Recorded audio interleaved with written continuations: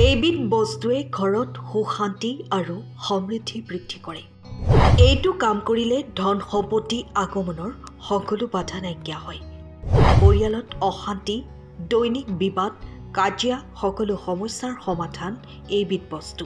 নিমখে যিদৰে খাদ্যৰ সোৱাদ বৃদ্ধি কৰে, ঠিক তেনেদৰেই ই ঘৰৰ পৰা ঋণাত্মক শক্তি আঁতৰোৱা আৰু ধনাত্মক শক্তি বৃদ্ধি কৰাত গুৰুত্বপূৰ্ণ ভূমিকা পালন কৰে। নিমখৰ উৎপত্তি সাগৰৰ পৰা হয়, সেয়েহে ই লক্ষ্মী দেৱীৰ লগতো জড়িত। যিহেতু দেৱী লক্ষ্মীও সাগৰৰ পৰাই উৎপত্তি হৈছিল, গতিকে নিমখৰ সহায়ত ঘৰত সুখ সমৃদ্ধি আৰু ধন সম্পত্তি কঢ়িয়াই আনিব পাৰি। আজিৰ ভিডিঅ'টোত আমি আপোনালোকক জ্যোতিষত উল্লেখ কৰা নিমখৰ লগত জড়িত কিছুমান প্ৰতিকাৰৰ বিষয়ে ক'ম, যিবোৰ আপোনাৰ ঘৰৰ পৰা নেতিবাচক শক্তি আঁতৰোৱাত সহায়ক হ'ব পাৰে।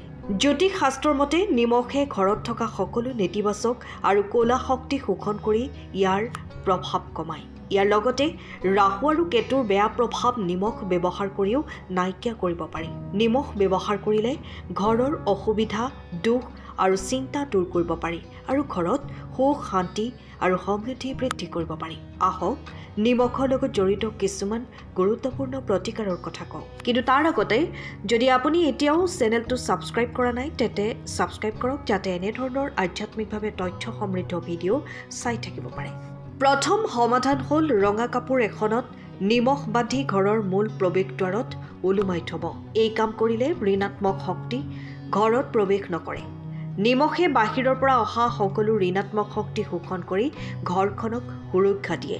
ৰাতি শুবলৈ যোৱাৰ আগতে নিমখীয়া পানীৰে ভৰি থ'লে ৰাহু আৰু কেতুৰ প্ৰভাৱ নাইকিয়া হয়। এই সমাধানৰ দ্বাৰা এজন ব্যক্তিয়ে চিন্তাৰ পৰা মুক্ত হৈ সুখেৰে শুব পাৰে। লগতে শিশুক নিমখীয়া পানীৰে গা ধুৱালে কুচক্ষুৰ পৰা ৰক্ষা পৰে।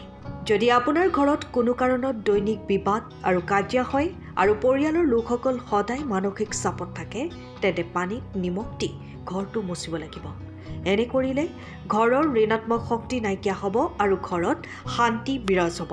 যদি আপুনি প্ৰতিদিনে এই কাম কৰিব নোৱাৰে, তেন্তে অন্ততঃ মঙলবাৰে এই প্ৰতিকাৰ কৰক। মনত ৰাখিব যে ঘৰত কেতিয়াও ষ্টীল বা লোহাৰ পাত্ৰত নিমখ নাৰাখিব।